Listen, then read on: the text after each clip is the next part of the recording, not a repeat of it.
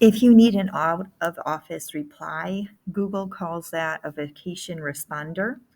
It's going to be found in your settings icon. You're going to click on see all settings. It's in general. You're going to go scroll all the way down to the bottom with the vacation responder. If you need your vacation responder on, you are going to turn it on. You're going to say the first date, and you can also put in the last date, but it is optional. Your subject can be out of office. You can put in your text of your email for the out of office reply. And then you can decide if you want people to only have a response if they're in your contacts or only within our organization. So yours will say only send a response people in PSD 202.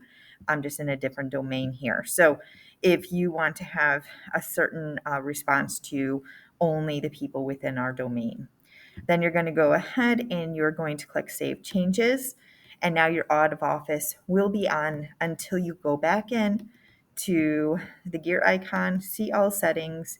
You'll scroll all the way down, and then you're going to click that it's off, and then you're going to click Save Changes.